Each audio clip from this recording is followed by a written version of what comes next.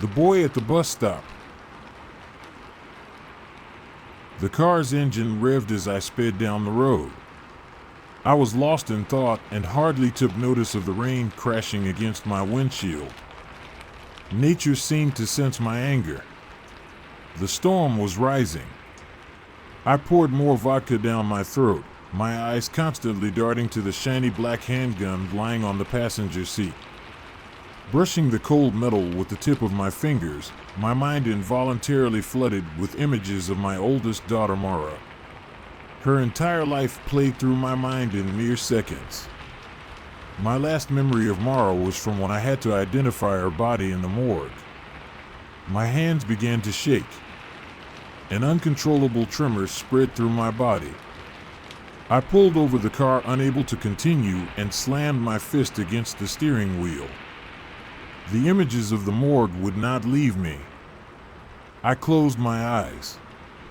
There she was, lying on a metal table. A blanket had been carefully draped over her body, only revealing her pale face. She had just turned 16. Death seemed to have aged her well beyond that. The pathologist placed his hand on my shoulder. I had not been able to comprehend any of his words. The man's actions had seemed so forced and well-practiced it only angered me more.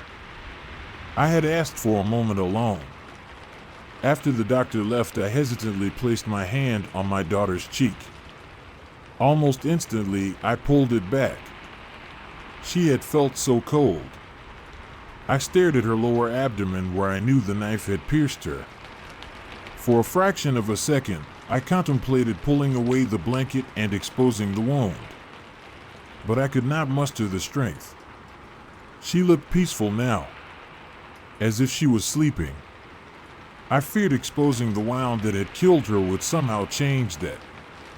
That had been a little over a month ago. The police quickly caught the youth who committed the crime. Some bum who'd attempted to rob her and wielded his knife a little too overenthusiastically. He had murdered her, although she had given him her purse. I punched the wheel again. It wasn't fair. The youth's trial was yesterday.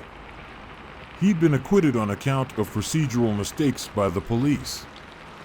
The man had smiled at me as they led him out of the courtroom. It wasn't fair. That bum had destroyed my life at an astounding rate. My wife could barely stand to look at me anymore. A week ago, she moved out of the house and took our youngest daughter with her. She told me I needed help. She said she couldn't watch me ruin my life. I didn't blame her. This past month I found solace in liquor. I could not let go of my pain. It festered into an uncontrollable rage. All I could think about was the injustice of it all. All I could see was the pale face of my dead daughter. All I wanted was to kill the man responsible. It became an obsession. I had been unable to console my wife. My youngest daughter had practically not spoken since the loss of her sister. I found her quietly curled up in Mara's bed most days. Unable to let go. Unable to move on. It broke my heart. I had felt a strange sense of relief watching them both drive off. I did not need them to see what happened next. I did not want my youngest daughter to witness her dad being dragged away for murder. I preferred the solitude and the warm embrace of alcohol. My eyes darted back towards the gun and I sighed. I had to do this. Otherwise, I would never know peace. Determined, I turned the ignition key. The car purred gently before reverting into stillness. I turned the key again. Nothing happened. I cursed loudly and tried again. Nothing. I took out my frustration on the steering wheel until both my hands ached. I grabbed my phone ready to call a tow truck, but it would not switch on. The wind howled outside. I checked my wristwatch, but the handles had stopped moving. Everything seemed in suspension. After a short internal debate, I decided. The thought of remaining in the car suddenly seemed unbearable. Feeling restless, I kicked open the door and got out of the car, hastily stuffing the phone in my jacket pocket. The storm was livid. Rain poured with such force it temporarily deafened all other thoughts coursing through my mind. I was drenched within a second, but it didn't bother me. I started walking down the road, crossing a little bridge across a river. Mumbled curses escaped my mouth as I realized I was lost. A cold mist lazily enveloped me. Not knowing what else to do, I continued walking until a distant light pierced through the gray veil. Like a moth, I gravitated towards it. Its source is a small bus stop. Relieved to have found some cover, I fell back into one of the metal seats. My hands felt numb. I rubbed them together for a couple of moments before reaching into my pocket for my pack of cigarettes. After taking a long drag, I closed my eyes and leaned back against the bus stop. Slowly, I blew out a cloud of smoke and the tremor subsided. Without instruction, my mind drifted back toward the youth who'd killed my daughter. A familiar doubt fell over me. I had always valued human life. As a family man, I'd constantly tried to maximize everyone's happiness. Now here I was, committed to blowing a hole in the head of my daughter's murderer. I turned around and looked at my reflection in the glass. I could no longer recognize the pale, lined face staring back at me. Droplets of rain slowly slid down the glass. It gave my reflection even more of a somber appearance.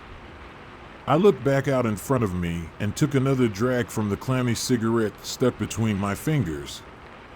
Closing my eyes, I exhaled, expelling another cloud of smoke. The voice startled me. "Rough day?" The cigarette slipped from my grasp and fell down my shirt. I jumped up swearing as ash scorched my chest. "Jesus Christ," I muttered at the young boy standing before me. The boy grinned. "I'm sorry. I didn't mean to startle you." I shrugged and sat back down. The boy took a seat beside me. "It holds a strange beauty, doesn't it?" I glanced at him. "What does?" He nodded out at the storm. There was a silence. I broke it by standing and pacing up and down the little bus stop. "When is the goddamn bus going to get here?" The boy gave me an appraising look. "I'm afraid no bus can take you to where you want to go, John."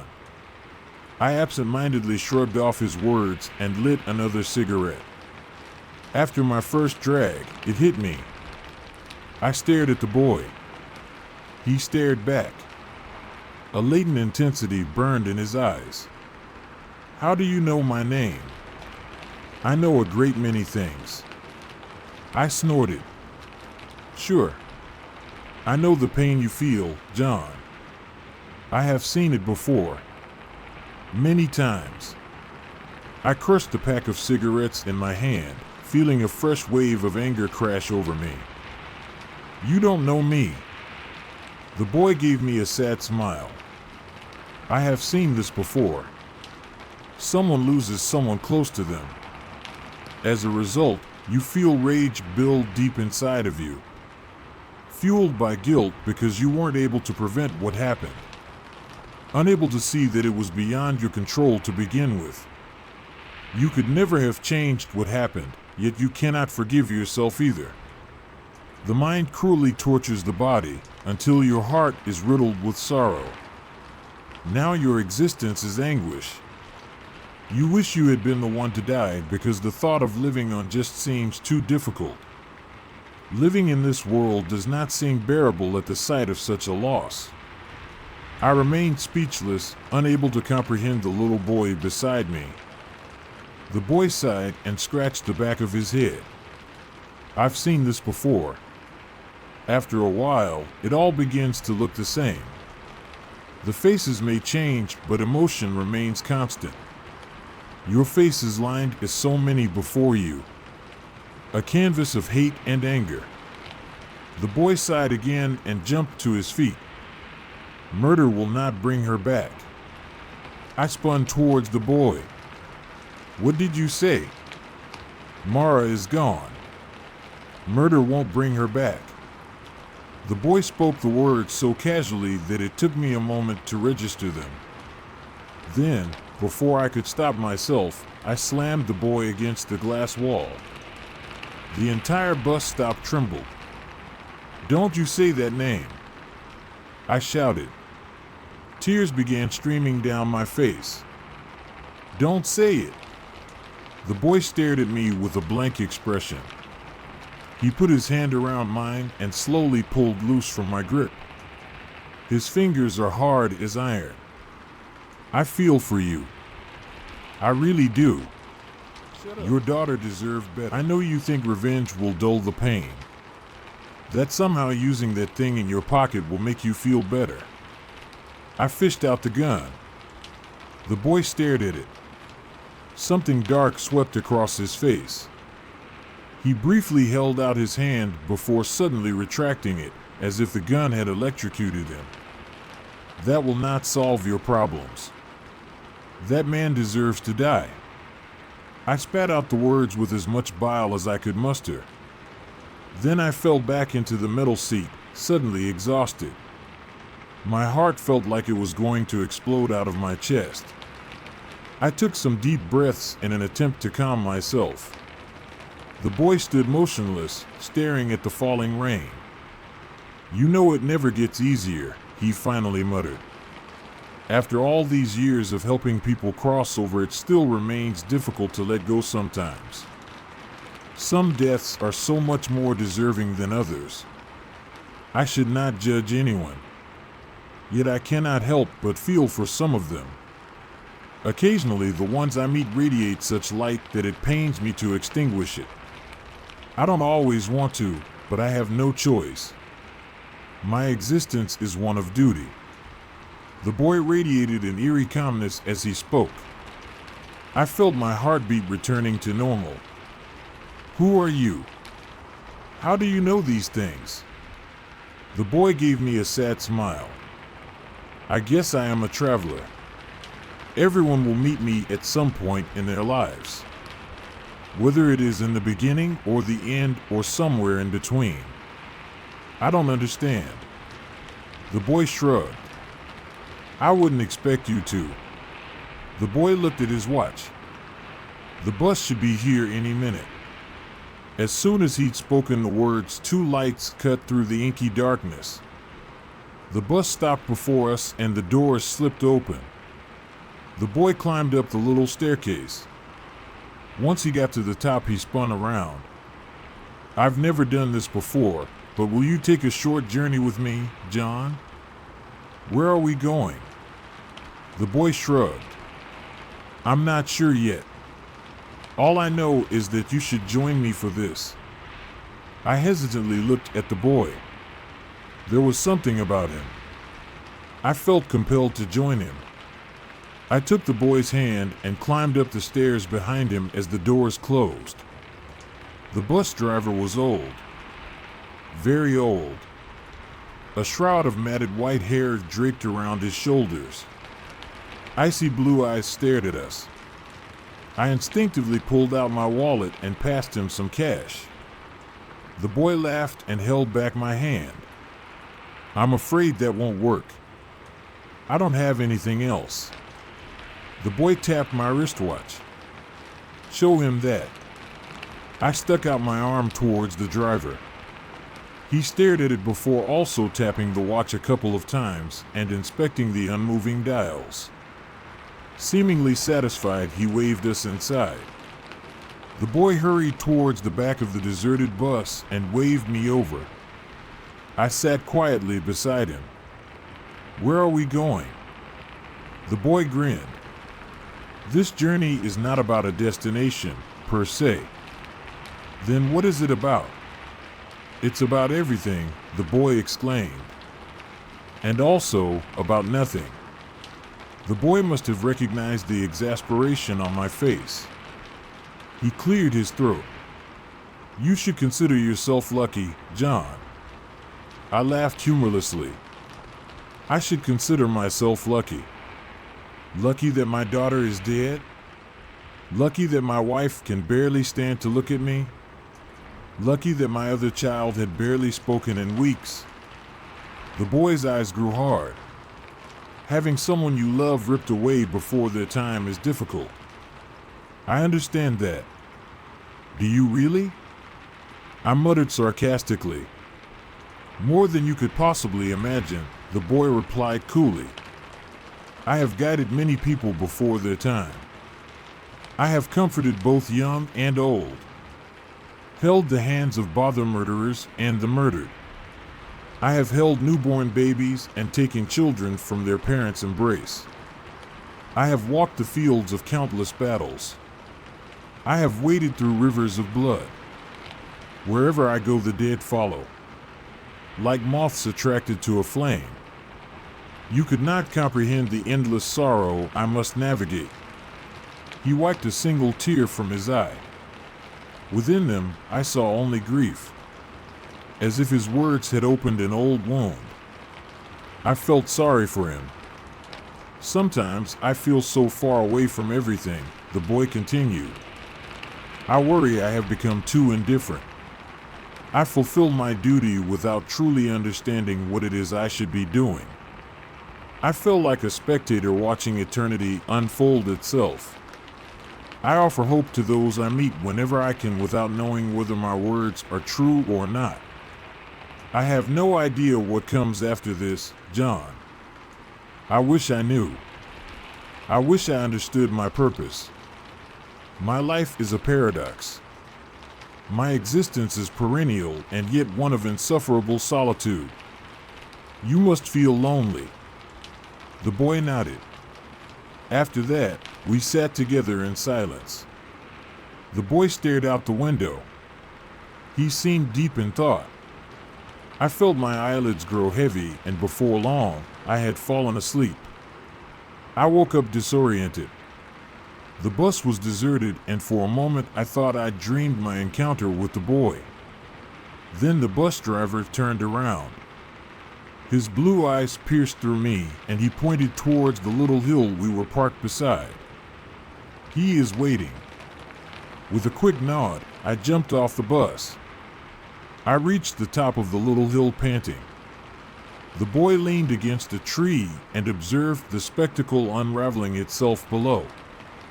A small crowd had fathered before a tiny grave. A priest stood reading from the Bible. His actions seemed almost mechanical in their repetition. Why are we here? The boy remained silent. Whose funeral is this? The boy nodded at the crowd down below.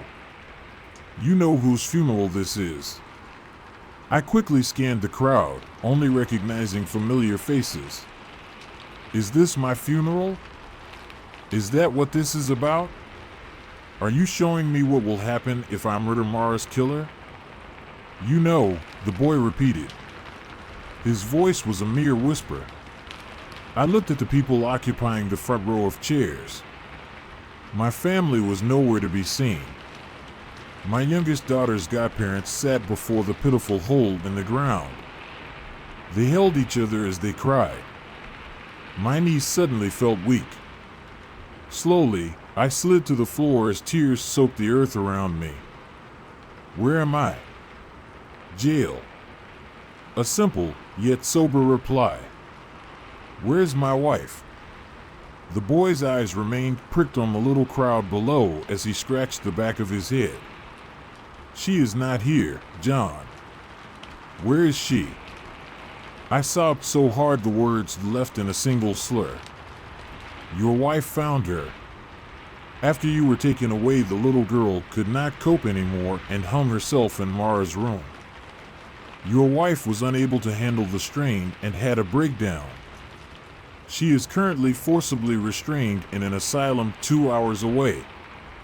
Next week she will suffer a stroke. The boy glanced at me. His eyes were riddled with pity. She will never recover. Slowly her will to live will siphon away until only the smallest amount lies dormant in her heart. She will be trapped in her body.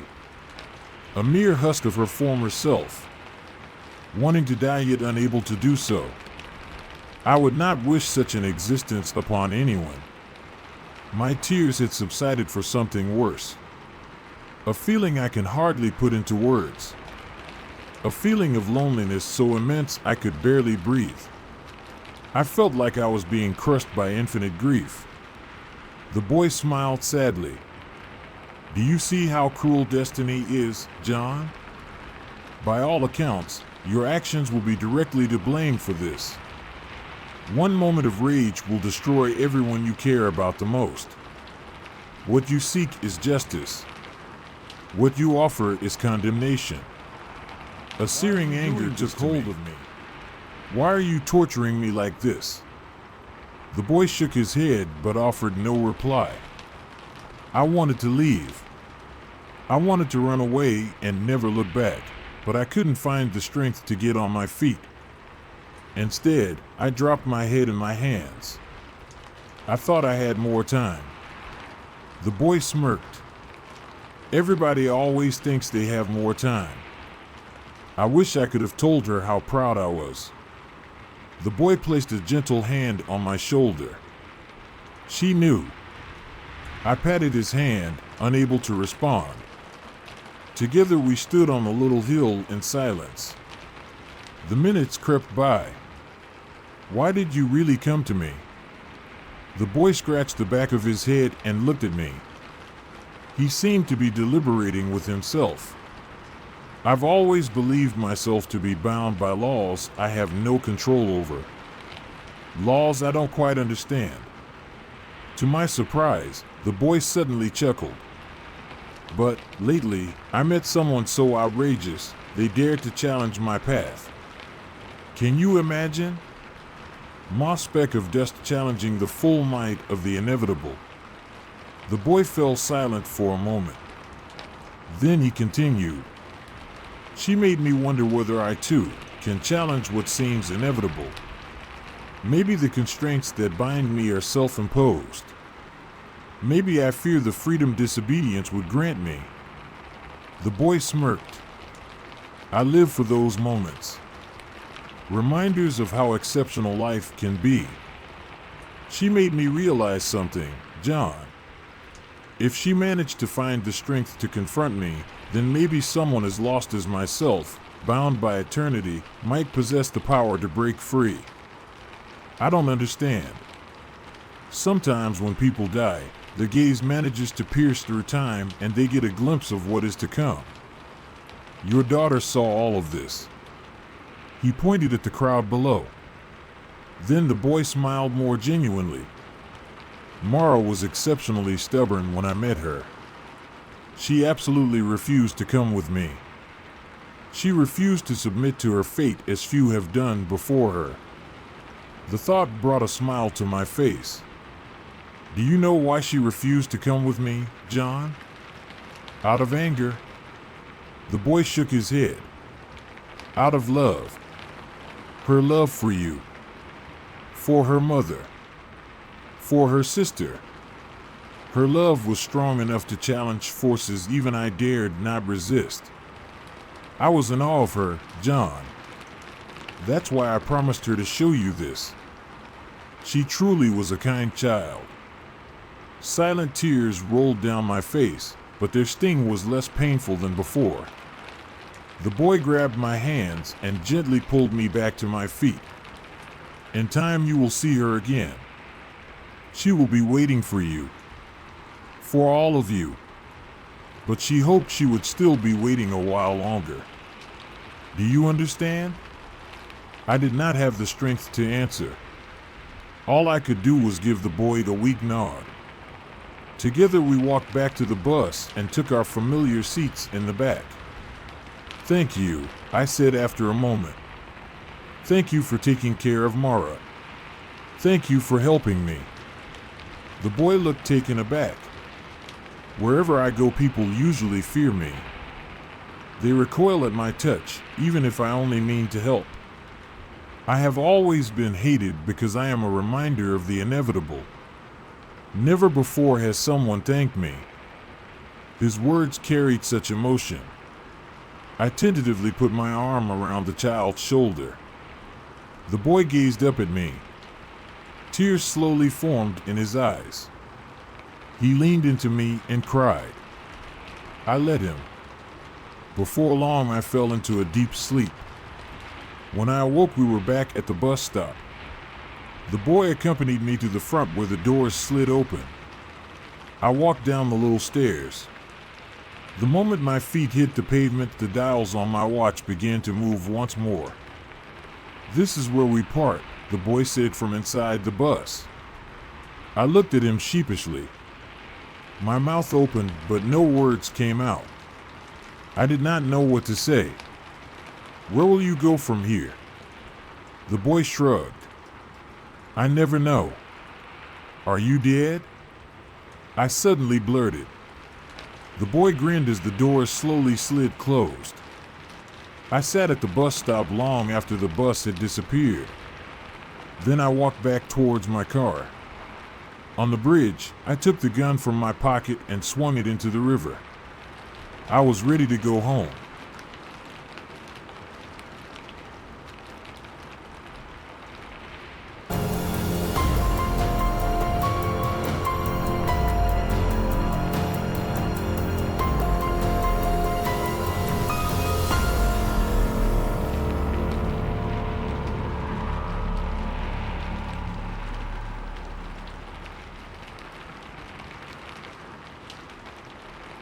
We played a game in a mirror, and something was looking back. My heart skipped about anxiously, and I took another deep breath to calm my steadily rising nerves while Melinda set the room up for our game. I sat at the center of Mel's bedroom, feeling every bit the part of a lab rat. The room had been tidied, the floor cleared of any obstructions, as she fumbled to set up the old, mahogany cheval mirror we'd managed to fumble down from her attic a few feet in front of me. The room was dim, intentionally so, casting us in an unusually oppressive sort of darkness. The only light, with the exception of the candle we were using in the spirit of the game, was the moonlight streaming in through the window which Mel had left open for the crisp night air. I shivered, both from the chill of the house made frigid by the Illinois fall weather and the dark mass of anticipation swelling within me at the prospect of the game ahead, which, particularly at that moment, felt far more like an experiment than a game. Mel turned to face me, then the mirror again, checking to make sure my reflection was perfectly aligned at the center of its large surface. Finally, satisfied with everything in place, she turned to face me. "Okay," she said, clasping her hands together and shooting me a wide, excitable grin. "You ready?" Her eyes gleamed with nervous yet enthused anticipation. "You get what you're doing, right?" I shrugged. The video she'd sent me had given a brief explanation of the game, ritual, whatever it was, enough that I had a basic understanding. Still, as I sat in almost complete darkness, only the light of my phone illuminating the mirror, I couldn't help but feel a steadily creeping sense of unease at the prospect, like so many strangling vines tightening around me. It wouldn't hurt to hear it all explained again, if for no other reason than to buy myself a bit more time. Just explain it one more time. Like, which part?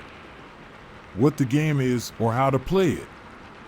I nodded, smirking a little. She shot me a look of mild irritation, lips pursing into a tight frown, but obliged with a sigh. "Okay, well, we're playing the mirror game obviously," she gestured to the mirror behind her. I caught a glimpse of myself in it, and couldn't help but frown, pulling my sweater tight around me. "It's simple. You stare at yourself in the mirror for about 10 minutes, like, really look at yourself, and after a while, you'll start seeing things." "Things?" I asked, the rising waters of reluctance audible in my voice. She shrugged. "Things," she responded back. "There's nothing specific. Some people see their face change, others see shadows or colors. It really depends on the person." As her words painted eerie pictures in my mind, I found my gaze wandering back to the mirror and felt a cold chill down my back, like an icy caress. I closed my eyes, took a deep breath, and let my mind drift towards the sounds of the night around me.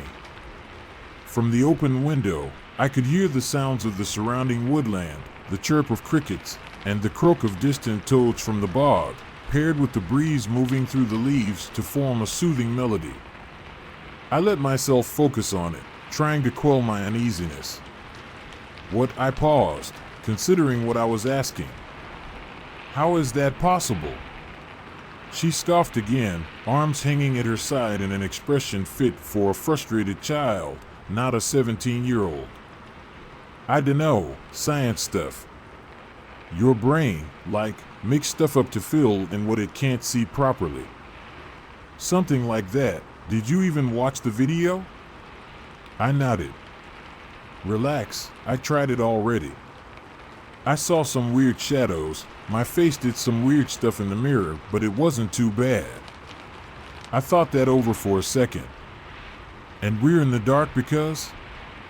At that, a slightly mischievous grin slipped to her face. She scratched her head, the tattoo on her arm flexing as she did so. My eyes lingered on it, a little smiley face, right-eyed winking almost conspiratorially. That, she began, was my idea, thought it added a little atmosphere. She waved her hands like some budget magician at the word atmosphere, and we both laughed for a good bit after. After a moment her expression settled, her smile fading. You ready? I guess so, I muttered, sighing and casting a glance at the sky outside, littered with the distant stars like flecks of white cast across a dark canvas.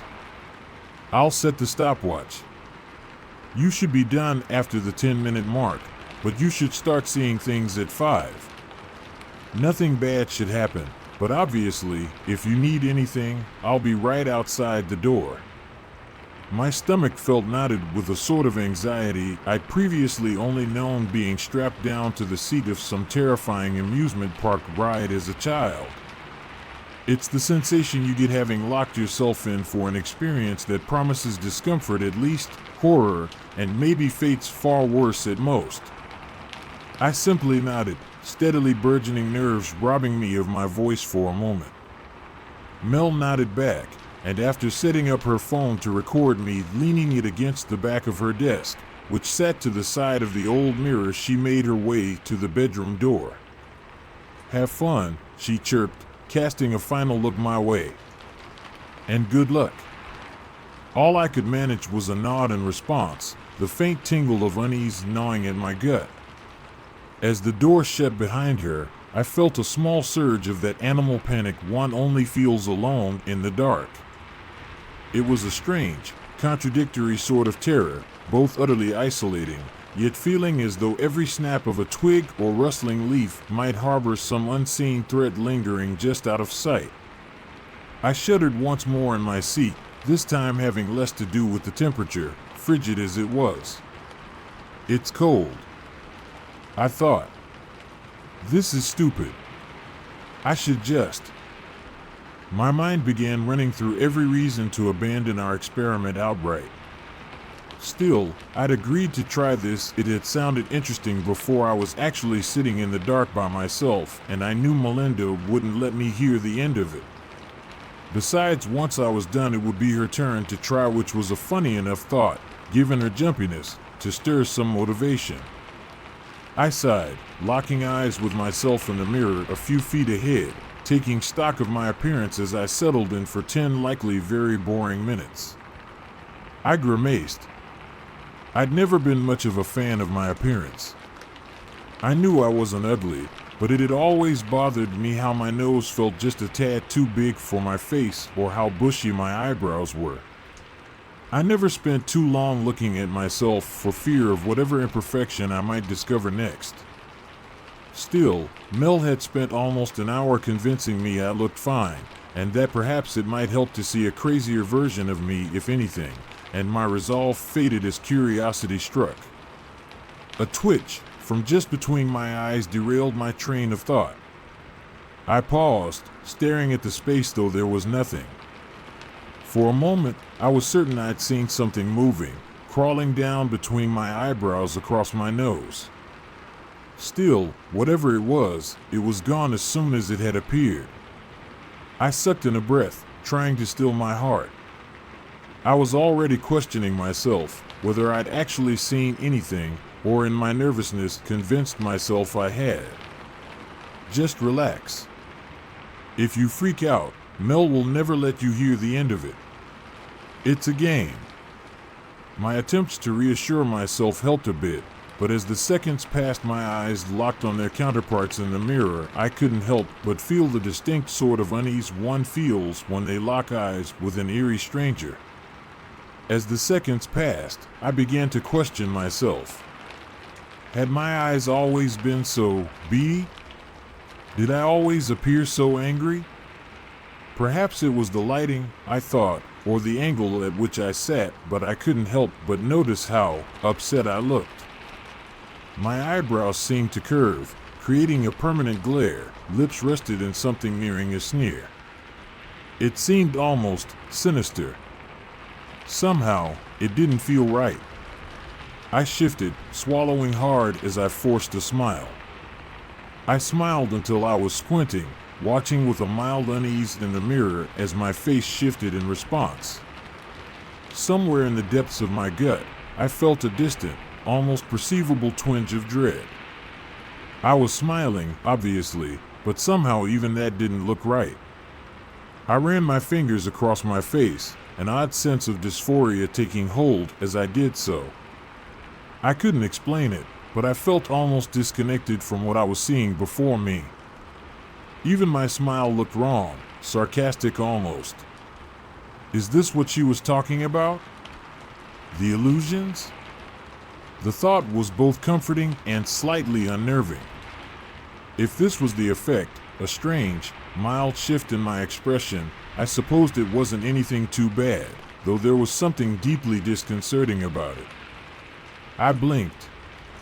Wait, did I blink?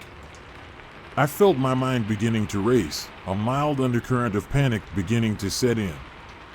I'd seen myself blink, but for some reason, I couldn't remember doing so. It's an instinct. You blink without realizing it.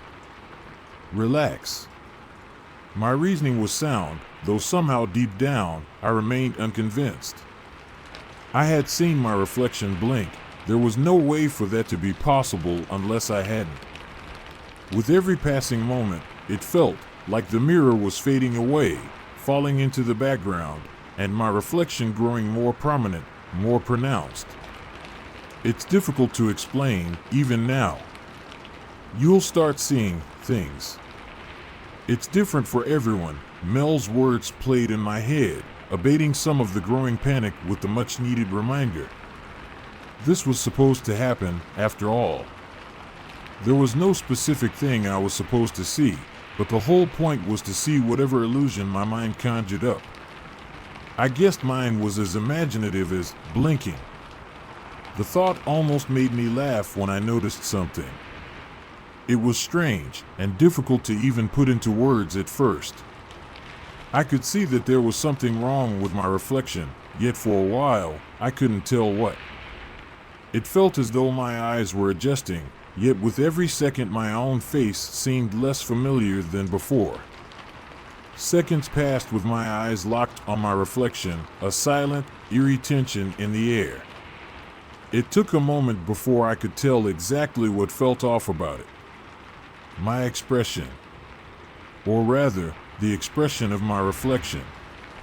My face of my reflection was staring at me, its face a placid mask of something like surprise or shock, eyes wide and unblinking.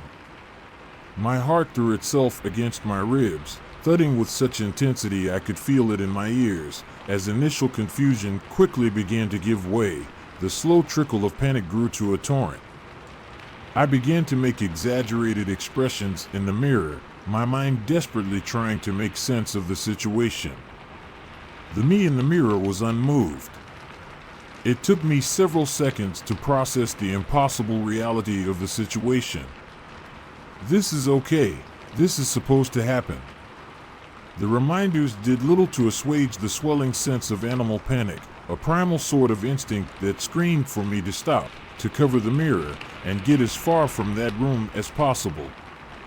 I wouldn't let myself do it though. It was nothing more than an illusion after all, and knowing Mel was on the other side of the door made the idea of bursting out in a panic a reluctant one. My reflection's expression began to shift from a wide-eyed, stomach-churning stare to a look of morbid disgust. I felt my stomach flip as I watched its face shift with an unnatural speed and countenance, its brows arching angrily with an almost cartoonish exaggeration, a sneer of unwavering disgust peeling across its lips. Slowly, it began to rise from my chair, its expression somehow only growing more hostile. Nothing more than an illusion.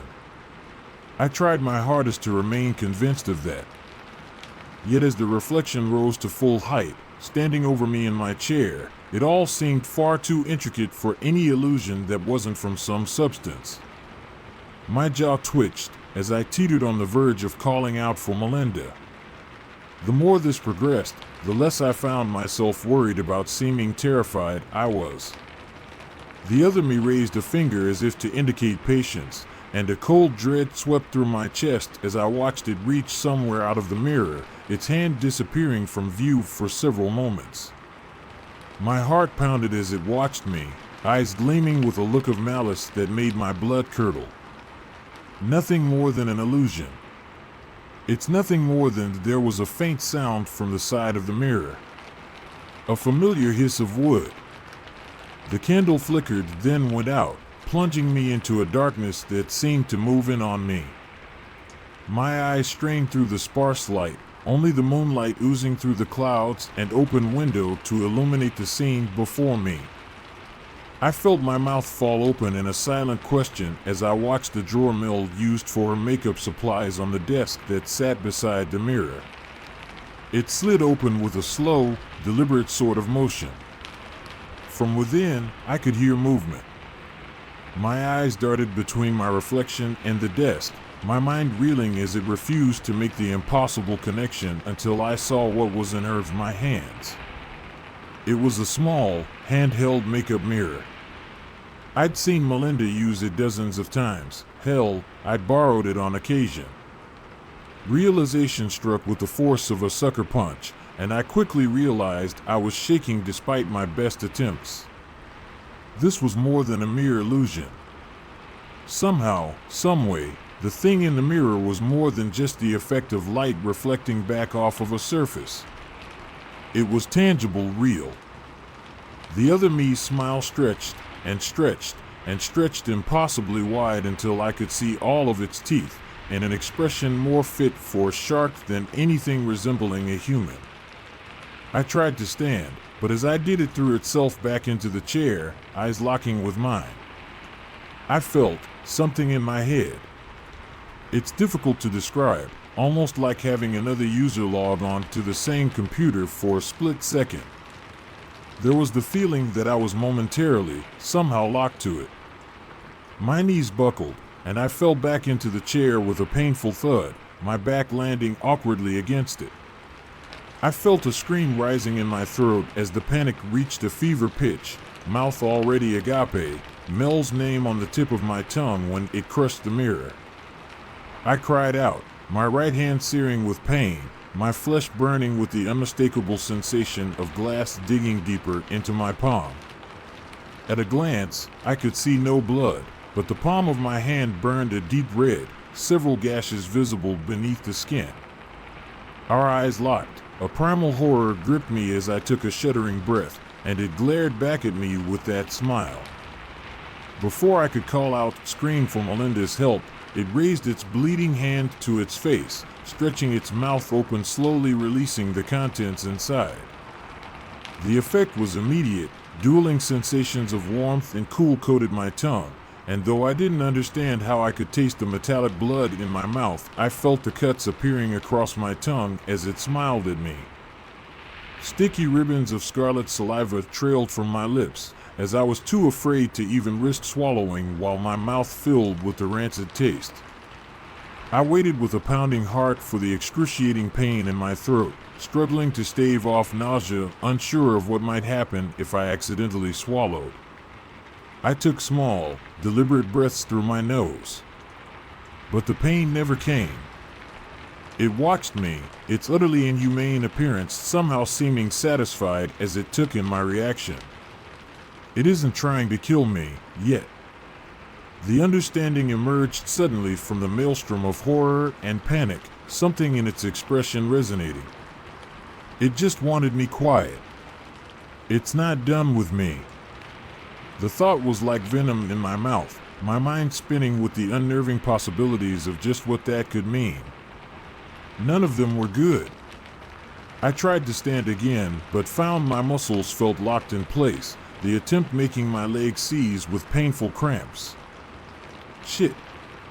I tried moving my feet, keeping my eyes locked on the mirrors, and I could feel my toes moving.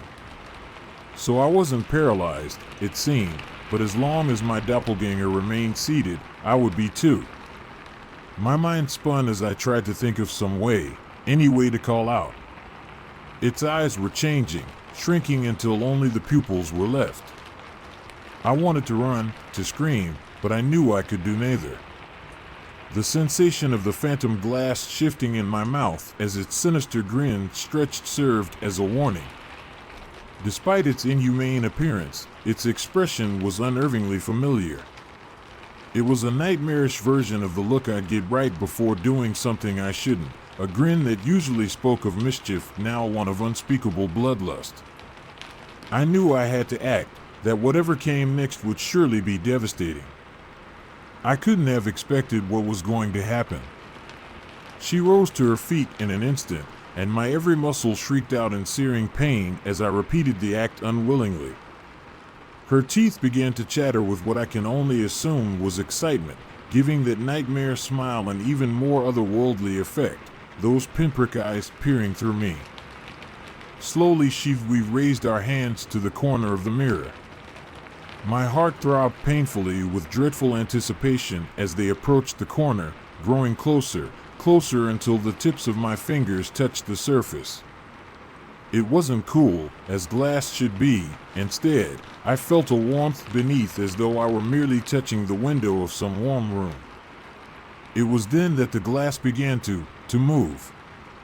The sensation sent a sickening chill down my back, raising gooseflesh in its wake, the warm glass beginning to swell outward where my fingers touched. I knew immediately what it was doing, and the icy claws of terror sunk deeper into my mind with the understanding. It's trying to get out. I thought, my stomach churning with nausea bred from adrenaline. It's trying to get out of the mirror. I was right, and as if to confirm my realization, I watched in horror as one by one, her fingers began to emerge, pulling through the glass that looked more liquid now with notable effort. It brought to mind the image of an animal reaching through an amniotic sac, and the thought made me want to vomit. Its flesh was impossibly cold, like ice to the touch, corpse-like, and I wanted nothing more than to pull away. But I was stuck. My legs locked in the standing position, one arm locked at my side while the other began to grasp the hand reaching out of the mirror.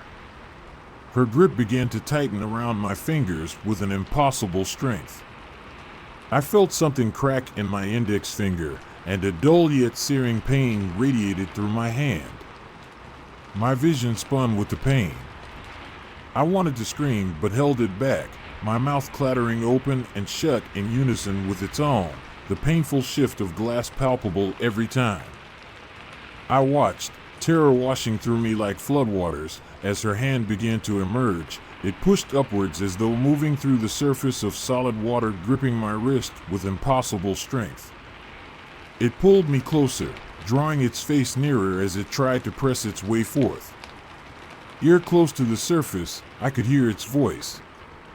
It was the hiss of death and decaying things, the whisper of dead-fall leaves as winter's chill cold hand left the world barren.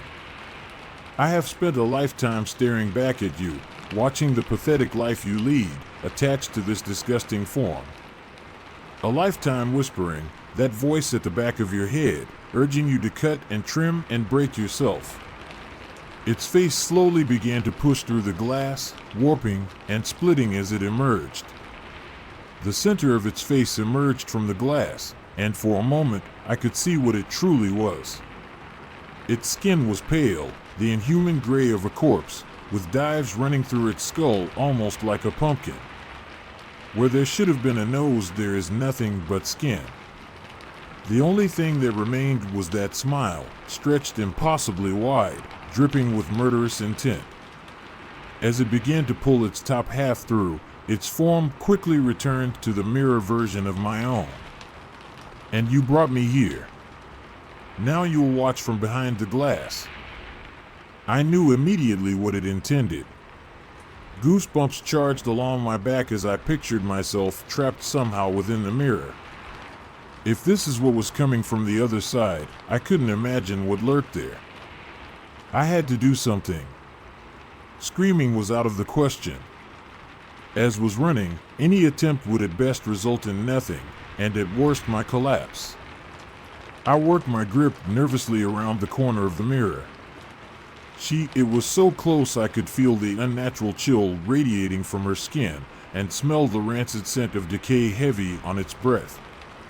I noticed quickly how its nose leaned to the right, the reverse of my own, an odd detail that my mind seemed to grasp in what I felt might be my final moments. It's cold, always cold inside. You'll never know warmth again, just the cold, harsh touch of the mirror. It giggled, a cackling sound that made it evident it had never made such a noise before. It was then that an idea emerged from amidst the maelstrom of terror, a Hail Mary from somewhere in the panicked recesses of my mind. Burning anxiety coiled around my heart at the thought of what I was going to do, knowing failure meant certain death or worse. Still, it seemed that, or a fate worse, was almost sealed. I had no other choice. I gripped the mirror for dear life, gritting my teeth despite the pain. The other me was a little more than halfway out, its body with gray skin almost reptilian in appearance in the brief seconds before it regained my own. I could feel its hot breath on my ear and taste the rot that seemed to spill from its very pores. It ran its tongue along my cheek, unnaturally long and forked, covered in small barbs. It's so cold and dark. Misery, until the moment some wretched, weak thing comes to stare at you. Don't worry, I'll visit often. Every time I pass a mirror. It was pulling me forward, my face nearing the surface of the mirror over its shoulder. I prayed my Hail Mary found its target, and with a final breath, I tried to step back. My legs locked, and instead, I found myself slowly tipping backward. There was a split second, as I in the mirror rocked, it stuck in my grip, and the thing peered down, then back at me, confusion plain on its face.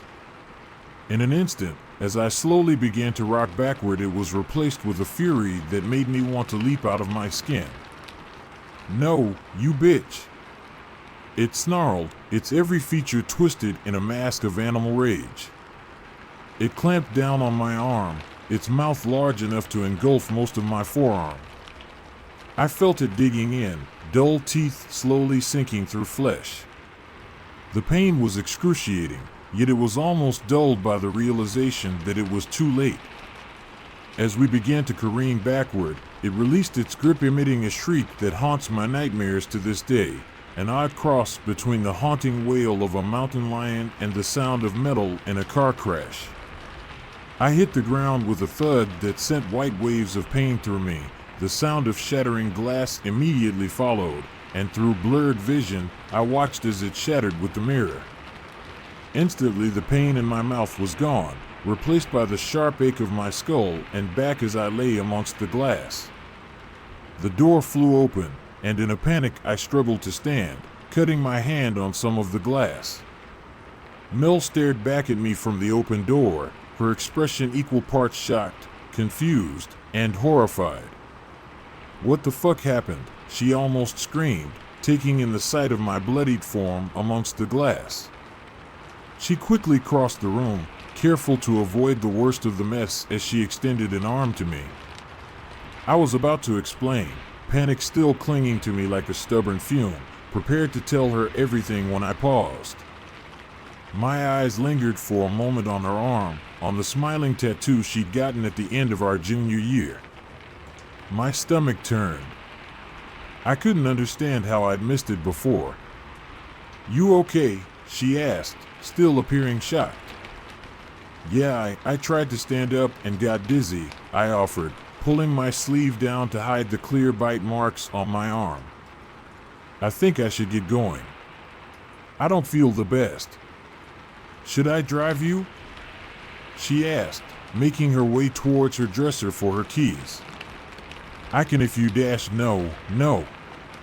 I'm fine. It'll clear my head," I offered, and before she could dispute, I was making my way to the door. I exited the house, trying not to seem overly eager. Mel's lingering presence in the background made my heart pound with nauseatingly familiar anxiety. As I pulled away, my eyes didn't leave the house or her standing in its front yard until they were long out of sight. When she was, I hit the gas, speeding home and locking every door and window upon arrival. She's called several times in the past few days and even stopped by. I told my parents not to answer. I'm not planning on answering her calls either. You see, it wasn't until the moment she offered me her hand that it clicked. Perhaps my paranoia had raised my perception a bit, or I was just willing to acknowledge what might have seemed an odd mistake before. But now, I know for sure. I'd been there when Melinda got her tattoo, holding her hand as the design was drawn into her skin. It had been something simple, just a simplistic smiley face, winking its eye. When I arrived home that night, after locking myself in my room, I hurried to my phone, scrolling through old photos for one, in particular, praying I was mistaken. It was taken the night she got the tattoo. When I saw it, cold confirmation settled in. In the image on my phone, the tattoo was winking with its left eye. No matter how hard I racked my mind, from every memory I have of her that night, it had been winking it right. I don't know how long my friend has been gone, swapped with her doppelganger from beyond the glass. What I do know is that thing that was there with me that night, who invited me to play that game, it was never Mel. I guess if there's anything to be taken from this, it's to be wary of your reflection. I don't really spend much unnecessary time looking in the mirror anymore. You never know who or what is really looking back.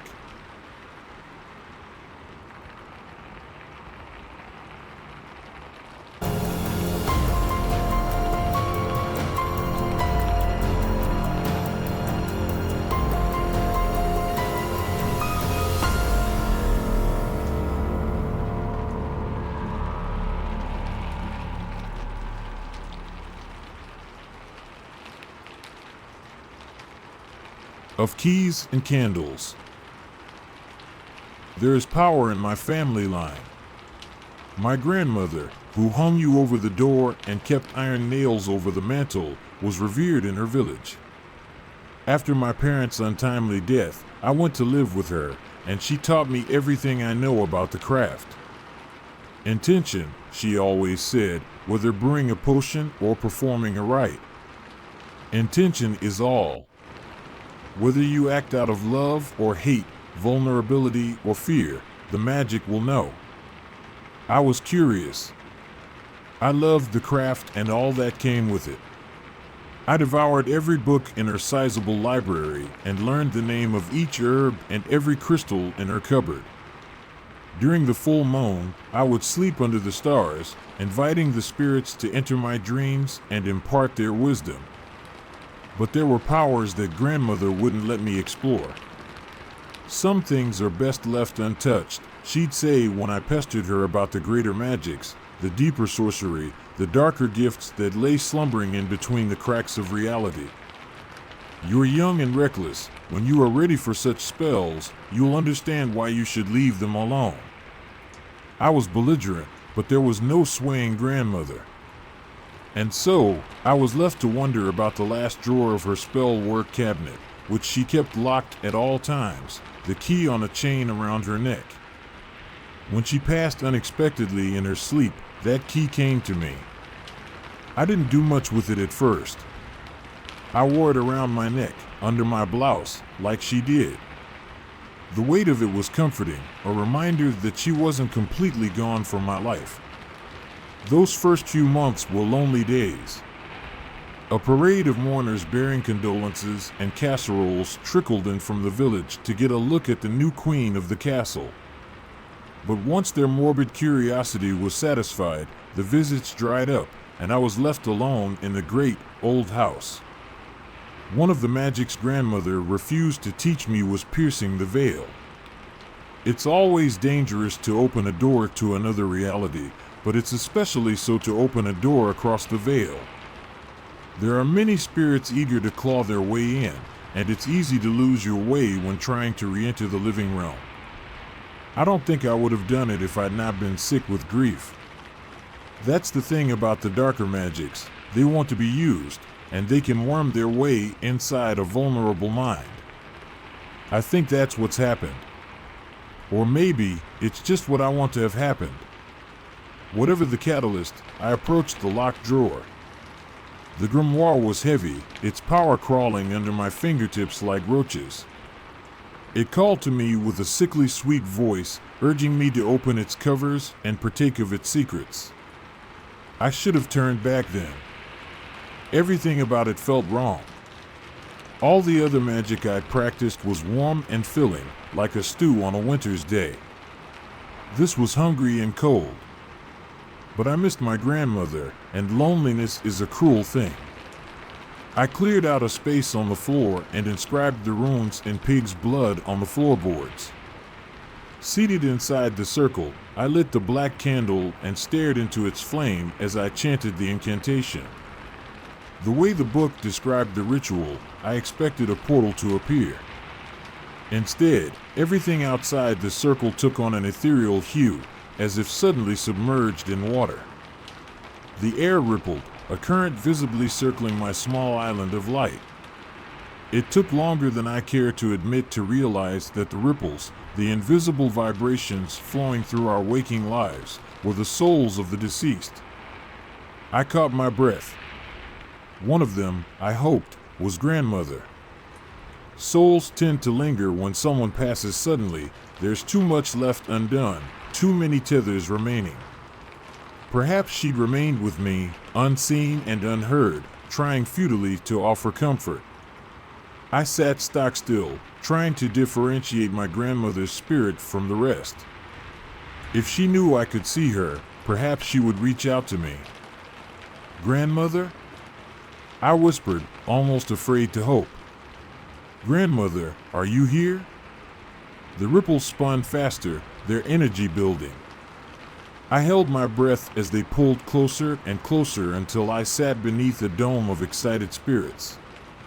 I'll admit, I was afraid. I'd only dealt with nature spirits before, natural beings who inhabited the trees and water and earth. Being this close to the other world made my hair stand on end, as though my living body were trying to warn me off. Just when I was about to dismiss the spell, a face took shape before me.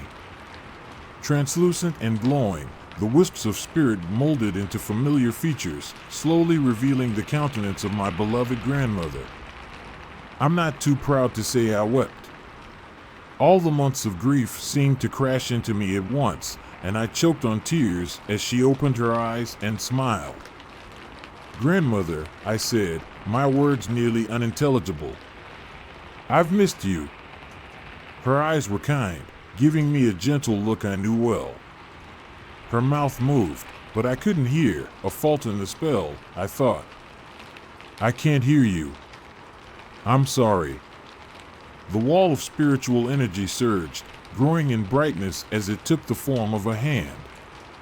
Grandmother couldn't reach into my ritual circle, but turned her palm upward, inviting me to take her hand. Mesmerized, I reached out, ready to lay my hand upon those luminescent fingers. A scream tore through the house, fierce as a gale, knickknacks rattling on their shelves. "Constance!" I jerked around, face draining of color as I searched for the source of my name. I now believe it was the voice of my actual grandmother, urging me not to fall for the deception. Unfortunately, it was too late. An ice-cold hand clasped mine. I jerked back, trying to tear my hand away, but the grip was hard as steel. The spectral face contorted, my grandmother's familiar smile stretching into something ugly and fiendish. Without thinking, I began the chant of abjuration, a spell grandmother had made me memorize before I was ever allowed to hold a wand or a thane, a simple, yet powerful charm to send an entity back from whence it came. The whirlwind of spirits flickered, wails erupting as the portal began to close. The thing clasping my hand snarled, digging in tighter until my fingers were numb. I spoke faster, fearful of what would happen if the foul thing pulled me through my protective circle, my hand shaking as the cold seeped down my arm. As I neared the end of the abjuration, the spirit screamed. I faltered, stumbling over a syllable before regaining the thread and completing the chant. The house shuddered, the whirling spirits spinning to a dizzying speed, and the candle went out, leaving me in pure darkness. I sat alone and blind for a few moments, waiting for my heart to slow its frantic beating. Everything was calm and quiet, the only sounds were the familiar and comforting creaks of the old house settling. When I was sure I was truly alone, I stood. The spell had drained me, and I wanted nothing more than to climb the stairs and collapse into bed. Not wanting to traverse the steps in the dark, I reached for the nearest lamp, only for my hand to pass through.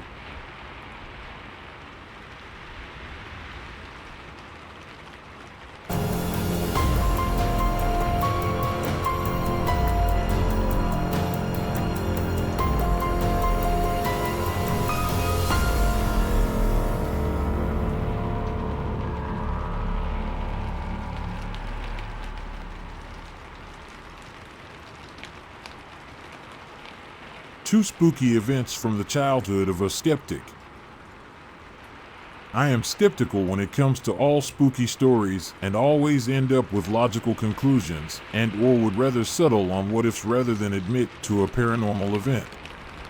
Even though as I was a young teen at the time, I may have been subjected to paranormal/spooky events, I currently still chop them up as being figments of my imagination and more likely caused by sleep deprivation during those times. I'm not embarrassed to speak about them because they happened such a long time ago. I'm 37 now, but most happened between the ages of 12 and 16, and, like I said, I was young and had a vivid and creative imagination. For context on the environment in which I grew up, my parents, my younger brother, and I lived in a very large 2-story house with a basement and a large garage. We also had a black Labrador at the time called Magic, but she was an outdoor dog who would occasionally only come inside on colder and warmer days, but was restricted to staying on the carpet at the front door, and she would sometimes sleep in the garage for the same reasons. On the main floor, we had the living room which was connected to the kitchen, both in an open area with the front door in the middle of the two. My parents and brother slept on the second floor, and my room and the bathroom were the only two closed rooms that were on the first floor. There were a handful of events that were out of the ordinary that I somewhat remember, but two specific ones that I remember clearly, which will be the ones I will share. Event number 1, I was around 12 years old at the time. It was not uncommon for me to sneak out of my room at night to stay up late and watch TV until the early hours of the morning, 1 or 2-ish a.m. Connected to the far end of the kitchen were the stairs that led to the basement. 3 steps down, turn right, then 13 more to the basement. Anyway, I was watching TV one night in the living room. The only light that would illuminate the open area was coming from the TV. So this one night, I heard a thump which came from the far end of the kitchen. I didn't pay attention to it since it sounded exactly like if one of my parents or brother could have hit the wall while turning around in their bed. A hollow resonation from accidentally hitting drywall.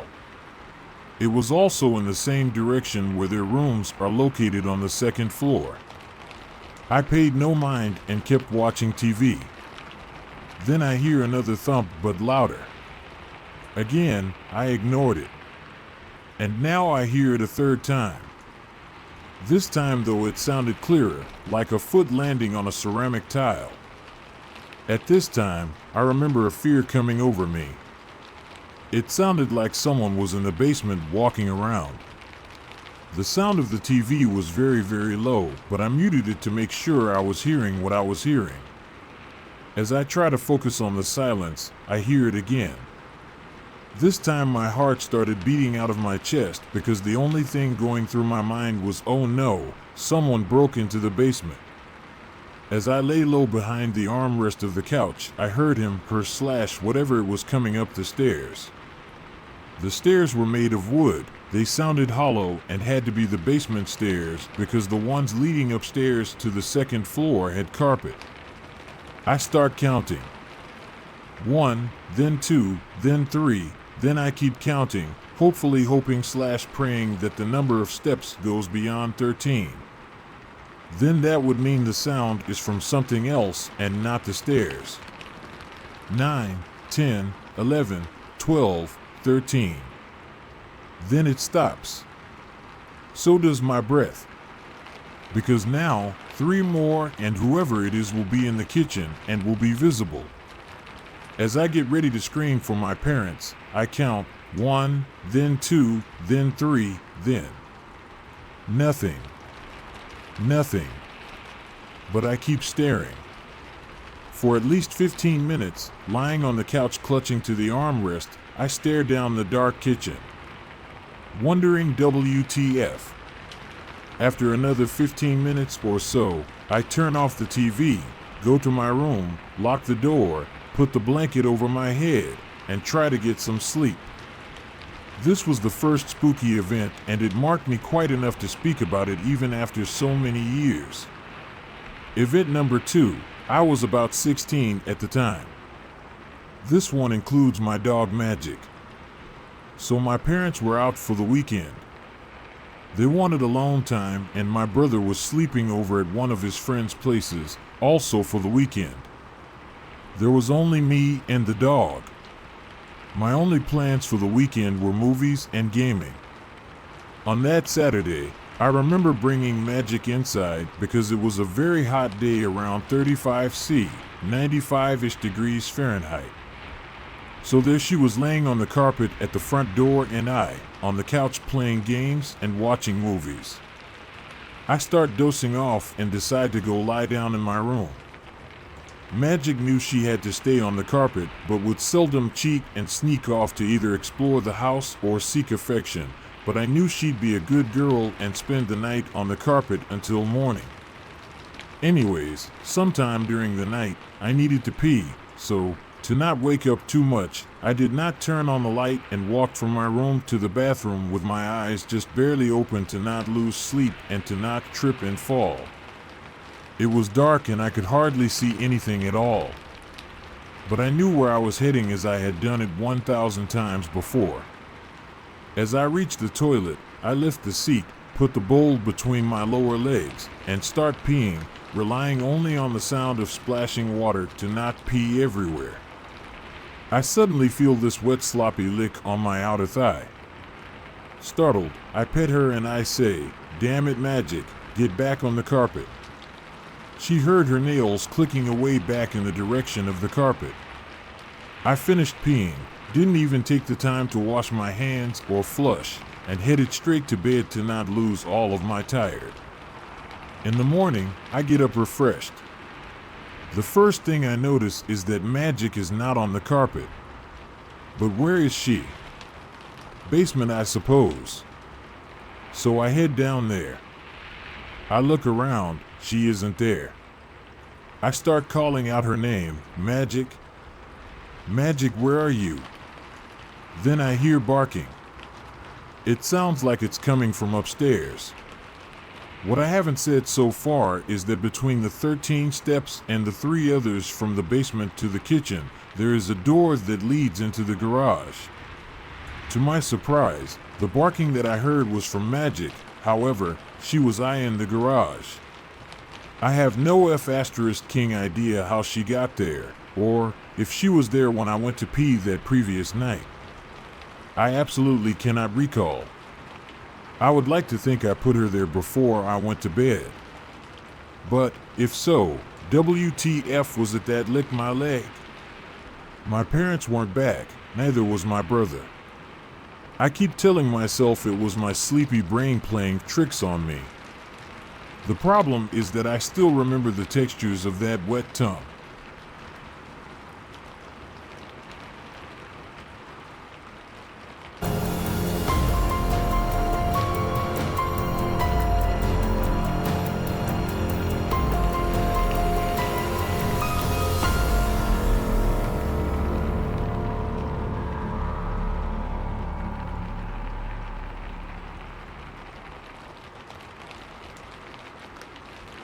Nightmare in Paris.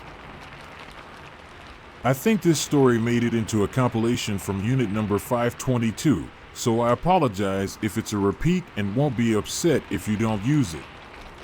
I am a 34-year-old female, but this event took place when I was 21 and studying abroad in Europe.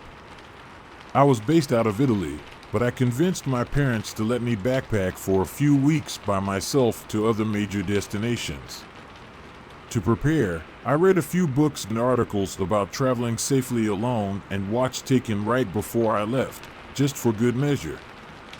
Okay, so here is the evening I remember like it was yesterday. I was by myself in Paris, having dinner near the Opera House.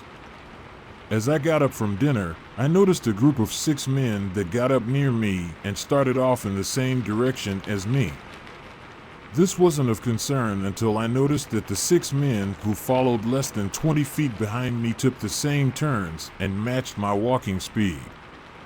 They all spoke with an Eastern European accent and dialect that sounded similar to my limited exposure to Russian. After about 10 minutes, they were aware that I noticed them and proceeded to attempt to engage me in conversation with catcalls and general questions, all spoken in English with an Eastern European accent. Starting to get nervous, I decided to pretend like I didn't understand what they were saying.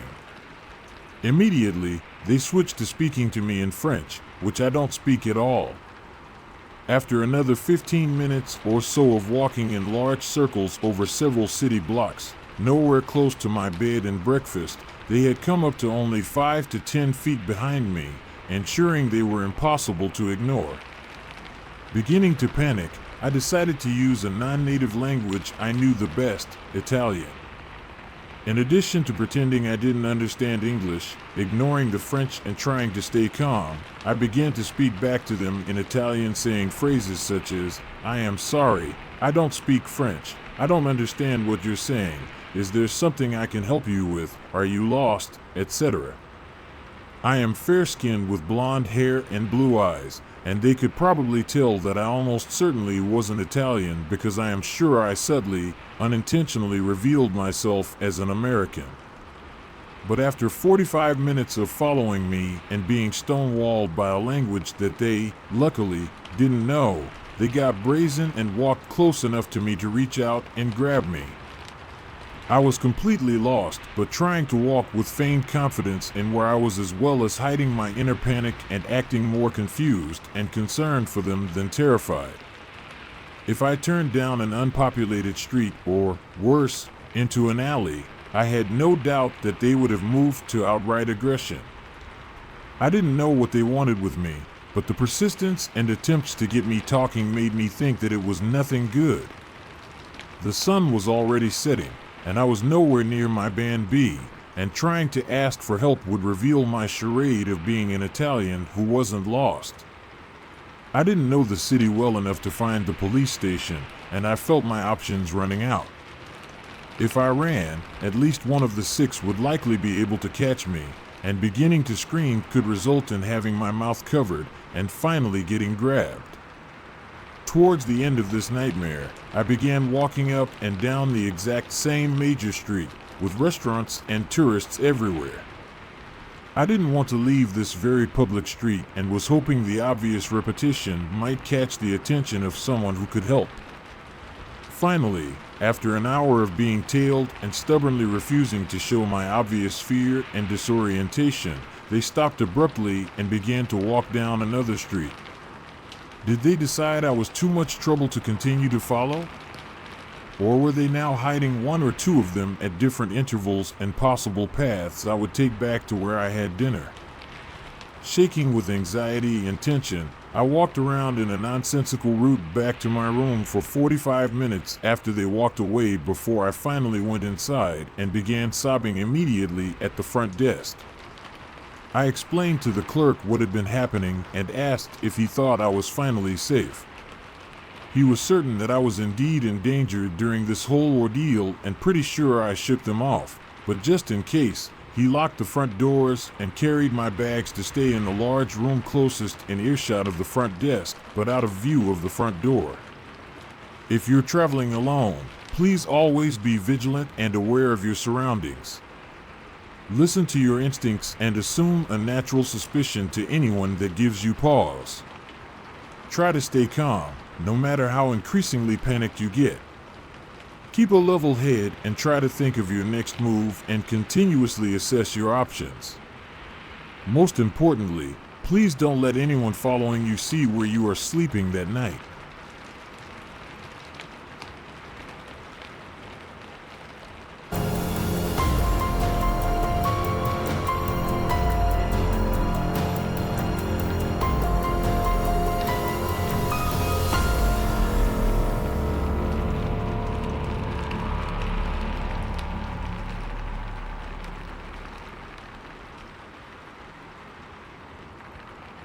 Nightmare Cabin.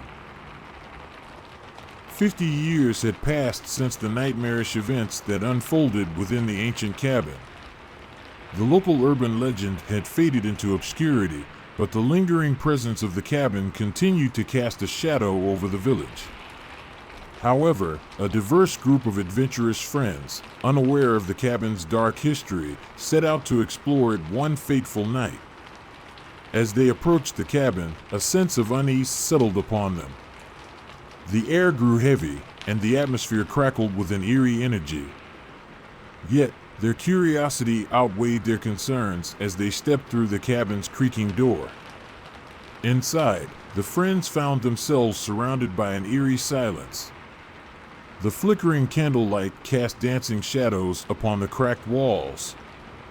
The room seemed to pulsate with a malevolent force as if the very essence of the cabin was alive.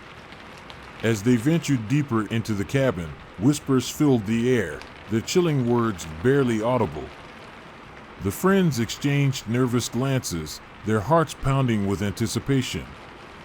Each room they entered seemed to hold darker secrets than the last, fueling their growing sense of dread. Suddenly, one of the friends, Emma, let out a blood-curdling scream. She clutched her head in agony as her body convulsed, contorting into a monstrous form. The transformation was swift and horrifying, leaving the friends paralyzed with fear. The curse of the ancient cabin twists and distorts the bodies of the friends, turning them into monstrous beings that defy the laws of nature. Their once human forms become grotesque and nightmarish, reflecting the darkness that has consumed them. Emma, the first to transform, undergoes a horrifying metamorphosis. Her limbs elongate and contort, becoming sinewy and unnaturally flexible. Her skin turns a sickly shade of gray, marred with jagged, pulsating veins that seem to writhe beneath the surface. Her eyes bulge, taking on an intense, almost feverish glow, while her mouth stretches into a gaping maw filled with razor-sharp teeth. As for the other friends, their transformations vary, each taking on a unique monstrous form. One friend's body becomes a mass of writhing tentacles, tipped with barbed hooks that flail and lash out uncontrollably. Another friend's skin hardens and cracks, resembling a grotesque exoskeleton, while their limbs become elongated and jointed, allowing them to move in unsettling, insect-like ways. The curse not only affects their physical appearance, but also warps their minds. They are plagued by haunting visions and nightmarish hallucinations, tormented by their own twisted reflections and the horrors that lurk within their own thoughts. One by one, each friend fell victim to the curse of the cabin. Their bodies twisted and mutated, their humanity overtaken by monstrous forms. The remaining friends, gripped by terror, realized they were trapped in a nightmare beyond their comprehension. The cabin reveled in their suffering, relishing in the power it held over their lives. It fed off their fear, growing stronger with each terrifying transformation. The friends desperately sought a way to escape their horrific fate, but the cabin seemed to mock their efforts, trapping them within its malevolent grasp. Night after night, the friends endured excruciating transformations. Their bodies contorted and twisted, their minds tormented by unimaginable horrors. The pain they experienced was unbearable, leaving them mentally scarred and trapped within their own personal hells. Haunted by their own reflections and the relentless torment of their transformations, the friends became isolated from the world. Their relationships crumbled under the weight of their suffering, leaving them with only each other for support. But amidst the despair, a glimmer of hope emerged. The stepbrother of one of the friends who had transformed 50 years ago, now an old man, haunted by guilt and the desire for redemption, delved deeper into the whispers of the ancient cabin's curse.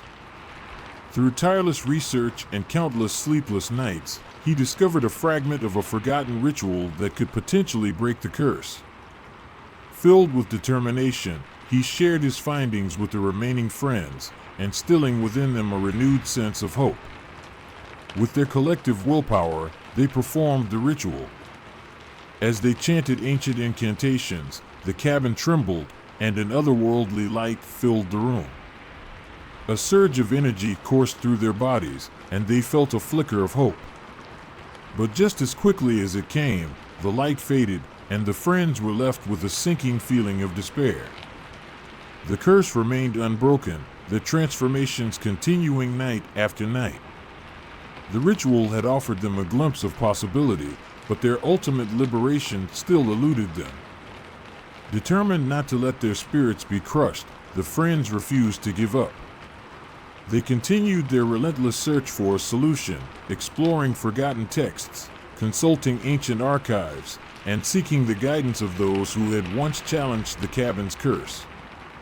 In a final act of desperation, the stepbrother, now consumed by the curse himself, decided to take matters into his own hands.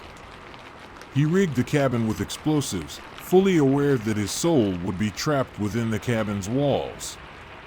As the explosions rocked the cabin, the friends huddled together, their monstrous forms trembling with fear.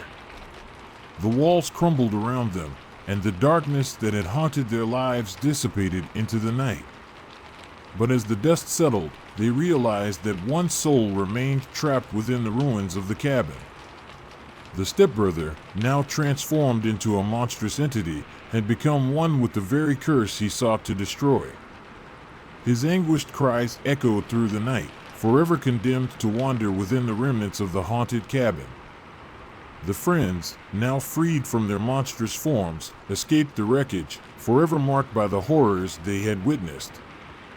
They left the village, carrying with them the weight of their traumatic experience and the knowledge that some curses are too powerful to be fully broken. And so, the haunted cabin stood as a grim reminder of the darkness that dwells within us all. Its curse had taken its toll, forever binding the stepbrother's soul to the ruins. The legend would live on, a cautionary tale of the price one pays for meddling with forces beyond their comprehension.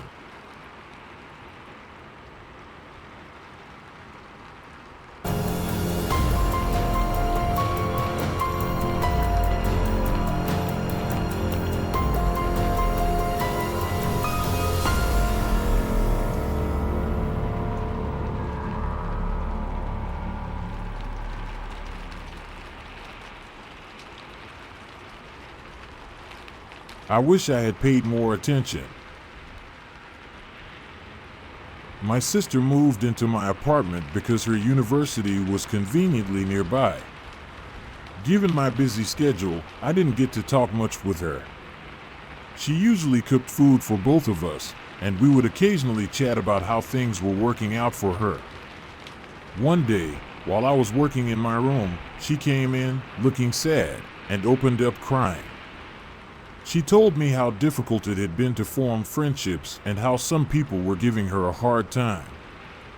At that time, I was so engrossed in my work that I just sent her off, saying that she should focus more on her studies and not really care about other people. After that day, she never talked about her university again. We barely conversed, and I often noticed that she looked a little more down than her usual self. It was also reflected in the food she made. I decided to give her some time, hoping she would turn back into her usual self. One day, I returned home to a really nice dinner. She seemed really happy and was humming a song. I was a little relieved looking at her, so I sat down to eat my dinner. When I was going to sleep, she came into my room. It had been a long time since we spoke, but she finally opened up. I've made a friend. And, we were planning on going out tomorrow. I was a little surprised and hesitant, but looking at how happy she was, I decided to let her go. I didn't ask her much about the person since I was really tired and already in bed. The next day, when I returned home, I saw there wasn't any food on the table. I tried calling out to her, but I remembered she had gone out. I checked my phone to see if she had called or left any messages, as she wasn't the type to go out for so long without informing anyone. I waited for a little while, but since there wasn't any message from her, I decided to check her location. She seemed to be nearby, just 2 houses away in a nearby park, but she wasn't moving. I got out my bike and went to get her. When I reached there, I saw her on a swing. She wasn't swinging, she just sat there. Something was weird about her. Her eyes were red, she was staring at something, and she didn't blink. "Hey, Rhea, what are you doing over here?" I asked, a little angry and concerned at the same time. She didn't reply, she just stared. I didn't know what was wrong with her, but she looked unharmed. I asked her to sit on the bike, and she did as she was told. We got back home, but her behavior was weird. She stopped cooking food, she would go out early and come back late, and her appetite had grown significantly. She was consuming food enough for 2 people, and it really freaked me out. I asked my parents if something had happened while I had been away, and they said they didn't notice anything unusual. I was considering consulting a doctor, but suddenly her behavior turned normal. She went to university in the morning as usual and started preparing dinner again. I was relieved and didn't think much about it. We didn't get to talk much, but she seemed normal again, and I was happy to get back to my work. However, one thing stood out: she was only making burgers. It was fine for a few days, but soon I got tired of eating them. On the 7th day, I decided to ask her if she wanted to go out for dinner. I also saw this as a chance to finally talk to her and catch up. She didn't respond. It seemed as if she was sleeping. I decided not to disturb her and went to have a bath. As the water fell from the shower, I was repulsed. A revolting stench came from the water. As I wiped off the water from my face, I was terrified. I was covered in blood.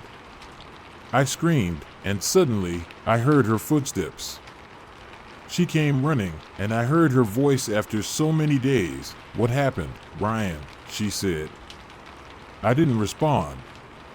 "Oh, come on, it's only a little blood. Why are you so scared? Open up." I got away from the shower to open the door, but I stopped. How did she know about the blood? I shot away from the door to the corner of the bathroom. Suddenly, her calm voice became more aggressive. She started shouting and howling. "Open it! Open it! Open it! Why won't you open? I'm your sister, why won't you talk to me? Open it, Ryan!" Suddenly, she stopped. I didn't move, I remained glued to the wall. Thud! I was alarmed, the door almost came off. She was hammering the door, and I heard a hinge break, and my heart sank. I didn't think twice. I wrapped my towel around my hand and punched the window harder and harder until it was completely shattered. The window was small, and I tore through my flesh as I tried to pass through it. I heard another hinge break, and I pulled myself out. I had cuts all over my body, but I didn't stop. I ran towards the front yard and pulled out my bike. I heard her running to the front door, and I could hear her screaming before I left. "Come back! I'll kill you!" I didn't look back. I raced the bike faster than I ever had in my entire life. My vision was blurring. I had lost so much blood. But I reached the police station. Looking at my state, they decided to help. The police left for my house, and medical aid was provided to me. On my insistence, the police took me with them to my house, but my sister wasn't there anymore. I told them about the shower, and to their shock, when they opened the water tank, there lay the lifeless body of my sister. The water had turned red, and the scene when they pulled out her body still gave me nightmares. Pieces of her hands and legs were missing as if they had been cut off. If my sister was already dead, who was the person I was living with this entire time?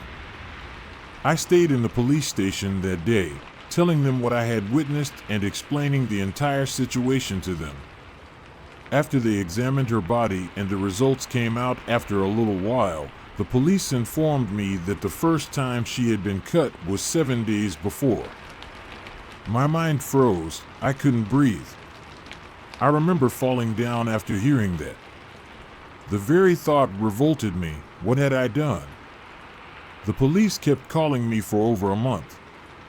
At this time, I was at a hospital recovering from what had happened.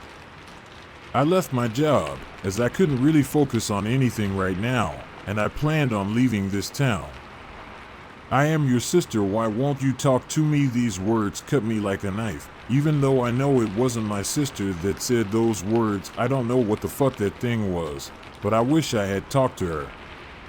My family blames me for what happened, and I don't fight back because somewhere or the other I did feel responsible for what had happened. I wish I had paid more attention to her.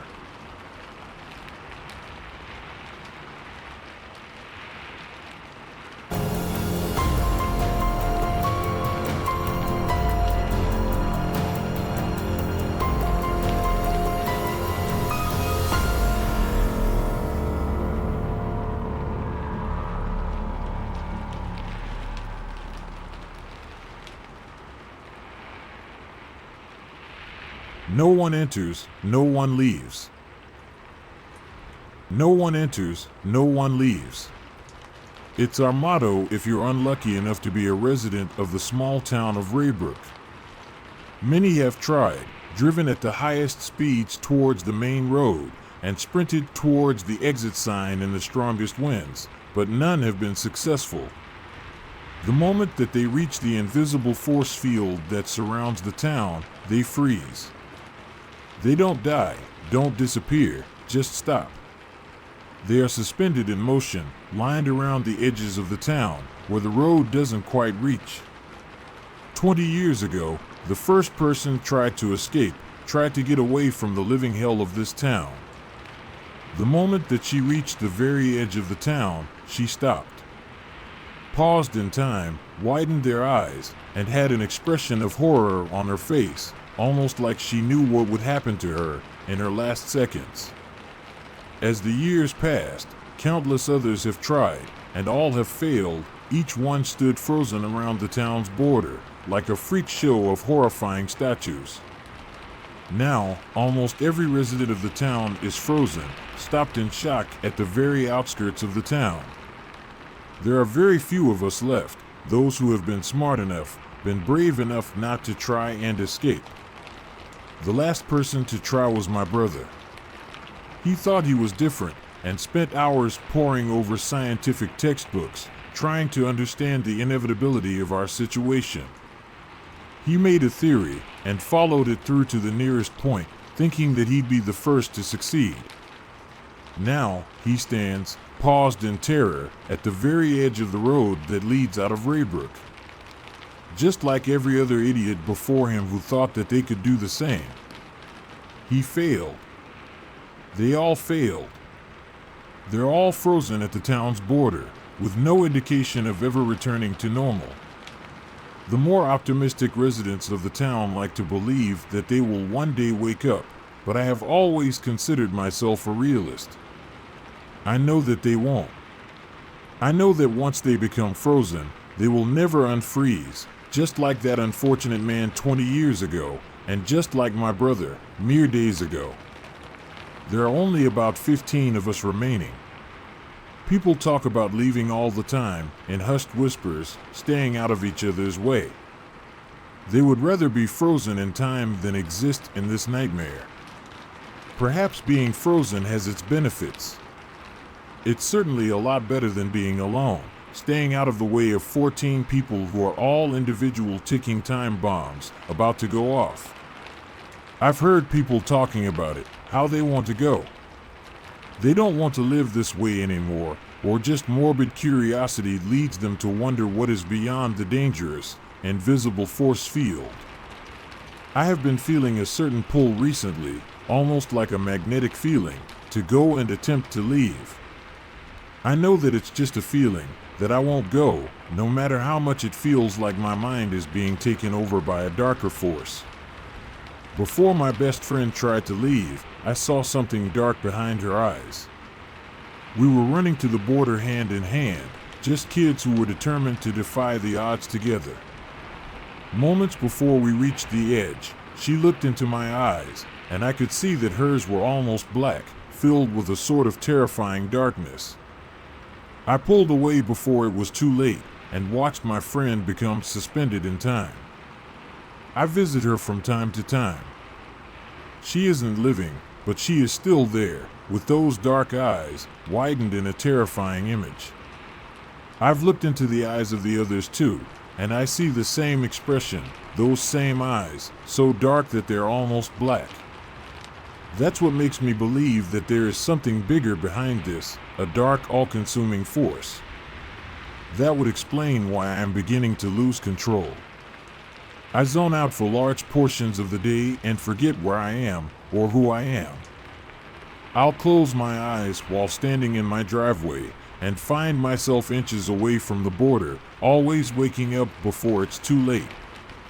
When I sleep at night, my dreams always repeat the same scenario over and over again.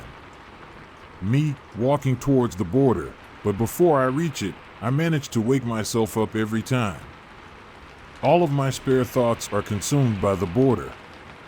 I think about it, and I mention it in the rare conversations that I have. I've even taken to reading my brother's many notebooks and research pages on it. Some might say that I'm obsessed, but there's a part of me that can't help it. I'll be walking along in the early morning, and all of a sudden, I'll end up at the border, my legs taking me toward the edge of the town before my mind can realize what is going on. I can't help it. I can't control it either. The thoughts are getting harder to suppress, and the urges to run straight to the border are getting harder to block out of my mind. I am standing in front of the border now, inches away from being frozen for all of eternity. I don't want to, but I can't turn back. I feel the darkness, I feel it. I wonder if this is how my brother felt before he froze. If I reach out, I will be touching the border. I am centimeters away from being frozen, yet I feel calm. Not afraid, not upset, not even frustrated by my predicament. Perhaps a far-off part of my brain, one that is still under my control, is screaming, but I cannot hear it. The border is consuming me. The darkness from the edge of the town is pulling me in, and there's nothing I can do to stop it. I have to give in to the border. It's just like I said at the start of this all. They all failed. We all failed. I failed. Now, I have to let the border take me.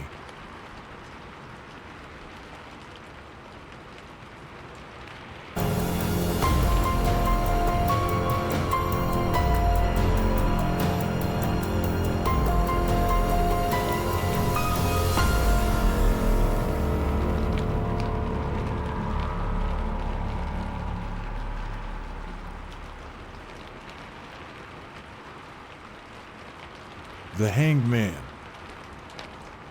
Mike was as average as you can get. His full name was Michael Scott Smith, but liked to go by Mike. He was born to Mitchell and Mary Smith, Caucasian, 195 pounds, and 5 foot 8 inches in height.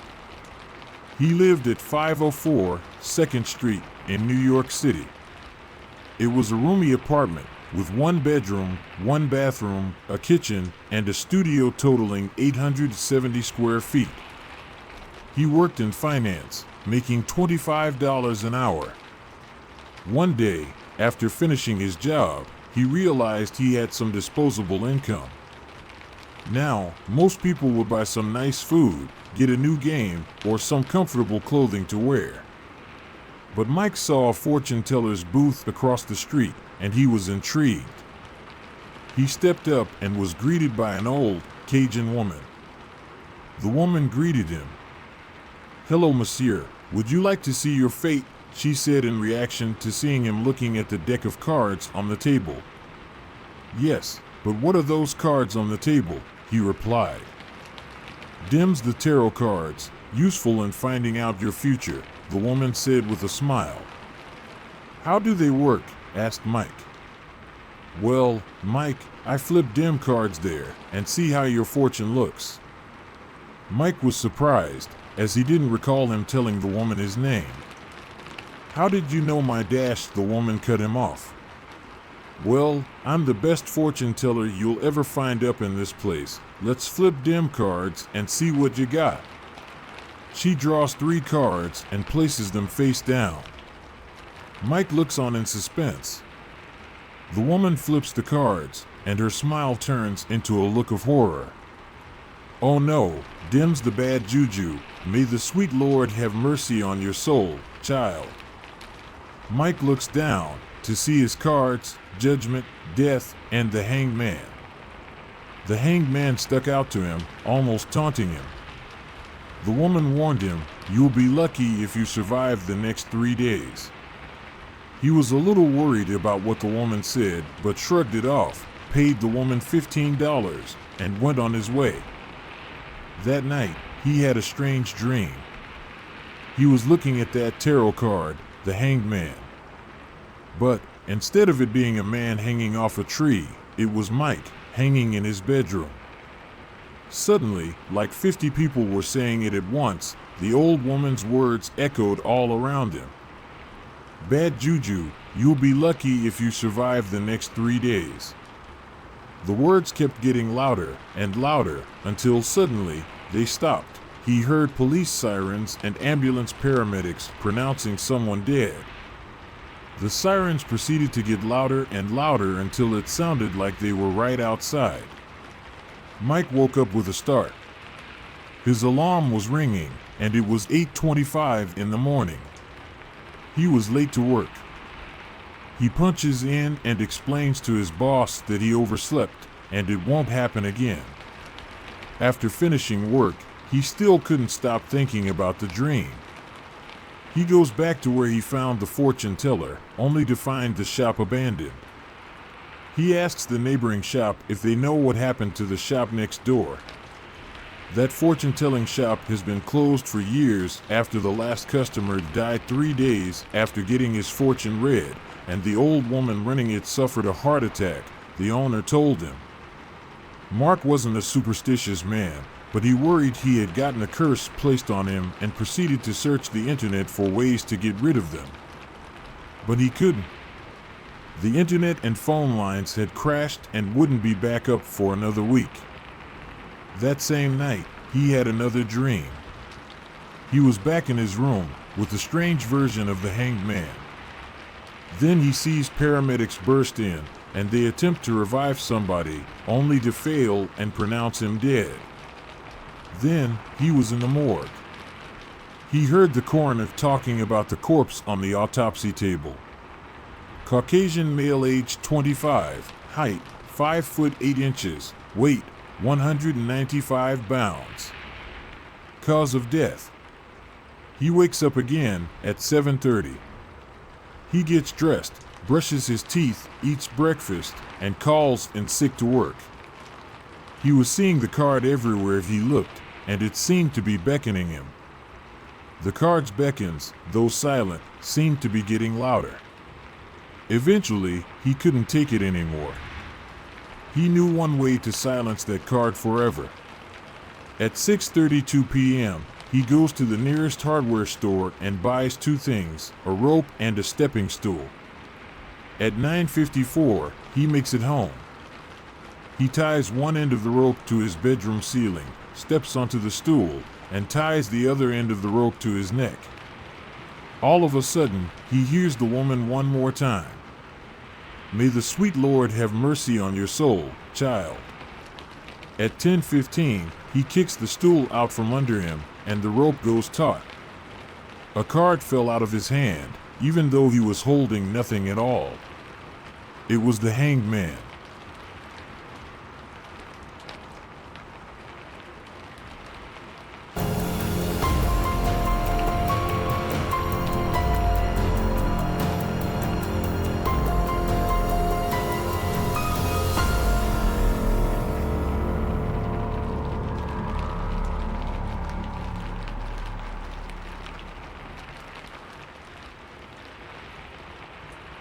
Connor's house. This happened back when I was a kid, a group of friends that I wasn't familiar with since I was one of the school owners, but everyone around that time knew what exactly happened, and I'm going to tell you.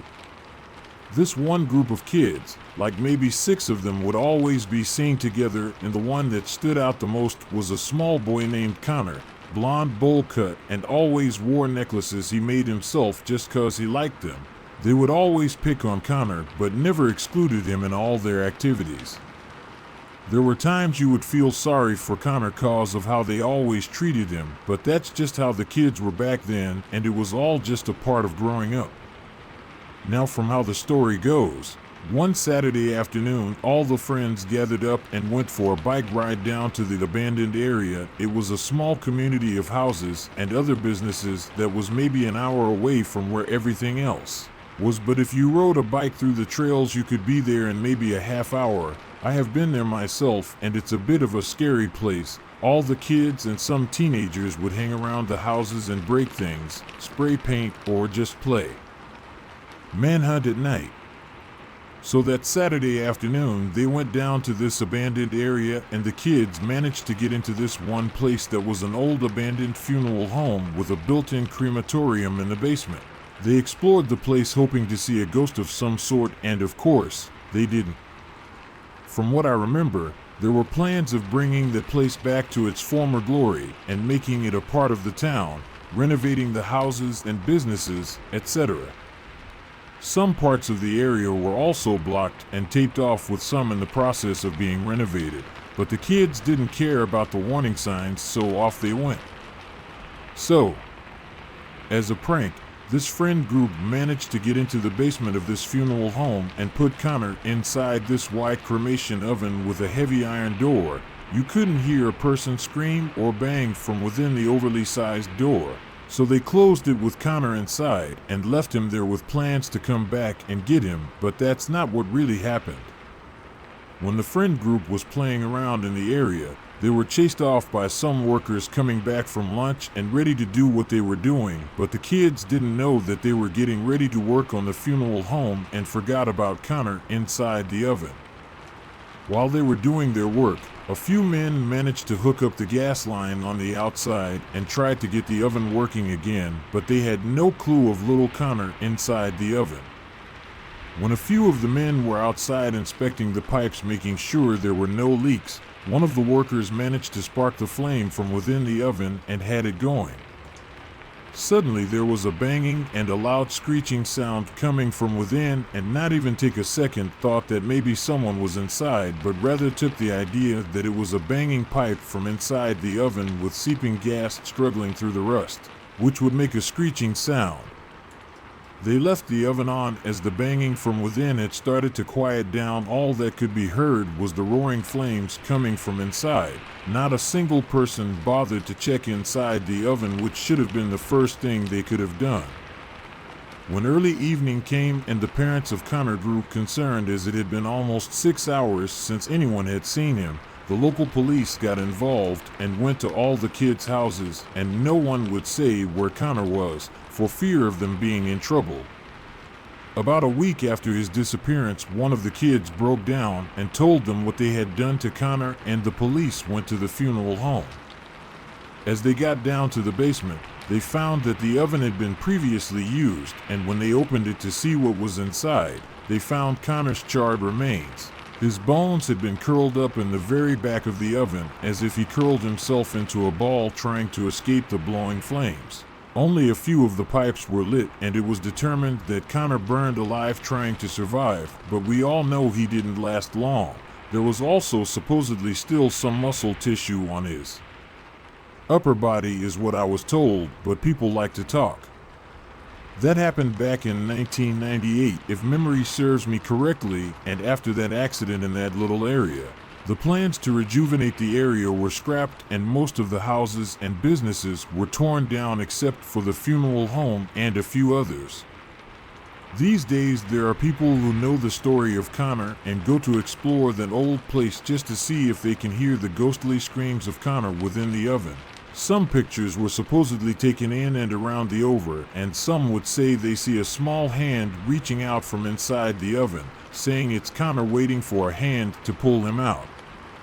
Some would also say that they couldn't even manage to get the oven open cause only people who Connor liked could open it. They would hear screams and banging from the very back of it, sometimes hearing a child's laughter and running around basement rooms. People have come to call it Connor's house and even spray painted his name on the iron door itself. Sad but haunting story. I tell it to my kids, and they sometimes go to Connor's house for a scare, but it's been so long that the town had decided to demolish it and erect a memorial of Connor, which I think he would like very much. It would be better this way.